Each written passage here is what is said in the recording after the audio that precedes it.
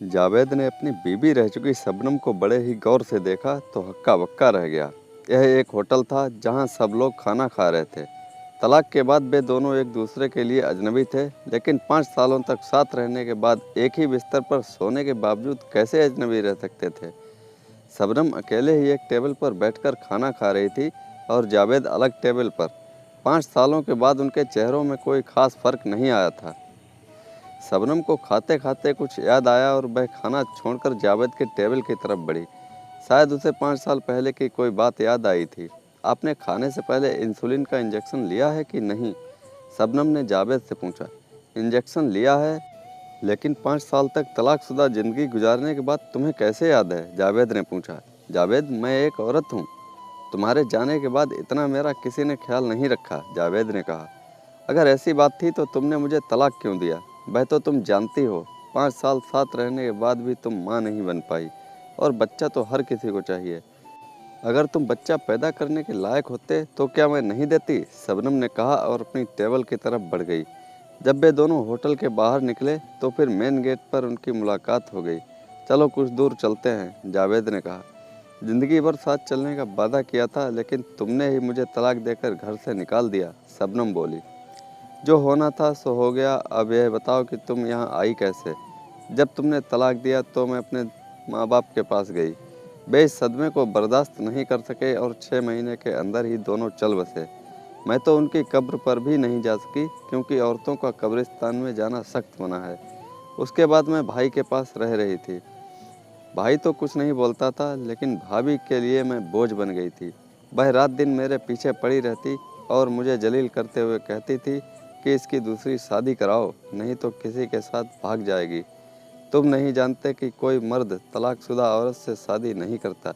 सबको कुंवारी लड़की और कुंवारा बदन चाहिए। भाई बहुत इधर उधर भागा, पर कहीं कोई मेरा हाथ थामने वाला नहीं मिला। आखिरकार उसने एक बूढ़े आदमी से मेरी शादी करा दी। वह दिन भर बिस्तर पर पड़ा रहता और मैं उसकी एक नर्स हूँ। उसे समय से दवा देना, खाना खिलाना या बाथरूम ले जाना, यही मेरी ड्यूटी है। मुझे यह भी मालूम है कि तुमने दूसरी शादी कर ली और तुमको दोबारा एक कुंवारी लड़की मिल गई, लेकिन मेरी ज़िंदगी को तुमने सीधे आग की लपटों में फेंक दिया और मैं नामुराद दूसरी शादी के बाद भी जल रही हूँ। तुमने मुझे तलाक दे दिया और मेरे कुंवारे बदन का सारा रस निचोड़ लिया। एक औरत की ज़िंदगी क्या होती है तुम्हें मालूम नहीं है। शबनम ने अपना दर्द बताया। उसकी आंखों में आंसू आ गए। वह रोते रोते पत्थर की बनी एक कुर्सी पर बैठ गई। जावेद सब कुछ एक बुत की तरह सुनता रहा और फिर अपना वही सवाल दोहराया। तुम इस शहर में कैसे आई? मेरा बूढ़ा पति बहुत बीमार है, मैंने उसे एक अस्पताल में भर्ती कराया है। उसकी उम्र क्या है? जावेद ने पूछा। 70 साल से भी ऊपर, शबनम ने जवाब दिया।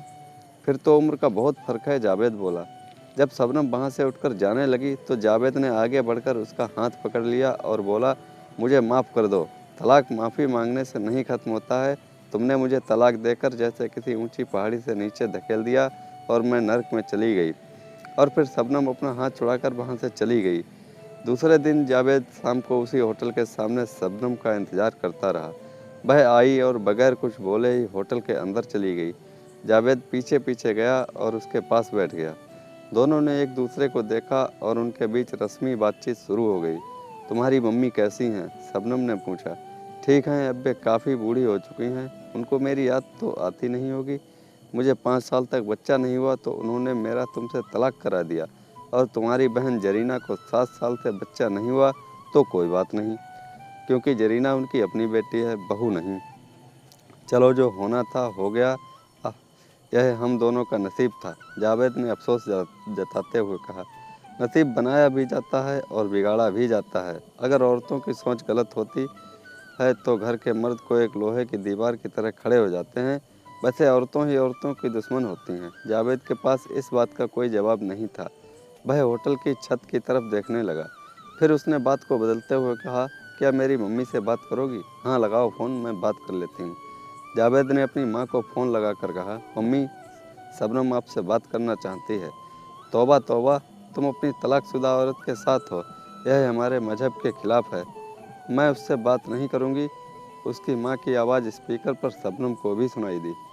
जावेद, तुम उनका नंबर दो, मैं अपने मोबाइल फ़ोन से बात करूँगी। जावेद ने शबनम का मोबाइल लेकर खुद ही नंबर लगा दिया। घंटी बजने लगी। उधर से आवाज़ आई, कौन? मैं आपकी बहू शबनम बोल रही हूँ। आपने अपने लड़के से मुझे तलाक दिलवाया, वह एक तरफ़ा तलाक था।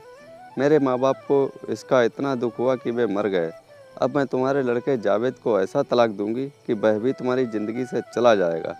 उधर से टेलीफोन कट गया, लेकिन जावेद के चेहरे पर सन्नाटा छा गया। उसने कहा, तुम मेरी मम्मी से क्या फालतू बात करने लगी थी? शबनम ने जावेद की बात का कोई जवाब नहीं दिया। अब भी वे दोनों कई दिनों तक रात का खाना उस होटल में खाने आए, लेकिन अलग अलग टेबलों पर बैठकर चले गए, क्योंकि रिश्ता तो टूट ही गया था और अब बातों में भी कड़वाहट आ गई थी। एक दिन होटल में शबनम जल्दी आई। खाना खाकर बाहर पत्थर की बनी कुर्सी पर बैठ गई और जावेद का इंतज़ार करने लगी। जावेद जब खाना खाकर निकला तो शबनम ने उसे आवाज़ दी, आओ कहीं दूर तक इन पहाड़ों में घूम कर आते हैं।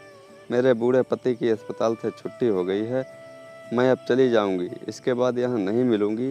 वे दोनों एक दूसरे के साथ बातें करते हुए टाइगर हिल के पास चले आए, जहाँ ऐसी ढलान थी कि अगर किसी का पैर फिसल जाए तो सीधे कई फुट गहरी नीचे नदी में जा गिरे। शबनम ने साथ चलते चलते जावेद से कहा, मैं तुम्हारा अपने मोबाइल फ़ोन से फ़ोटो लेना चाहती हूँ, क्योंकि अब हम नहीं मिलेंगे। तुम इस ढलान पर खड़े हो जाओ ताकि पीछे पहाड़ों का सीन फ़ोटो में अच्छा लगे। जावेद मुस्कुराया और फ़ोटो खिंचवाने के लिए खड़ा हो गया। शबनम उसके पास आई, मानो वह सेल्फी लेगी। तभी उसने जावेद को ज़ोर से धक्का दिया और चिल्लाई, तलाक तलाक तलाक।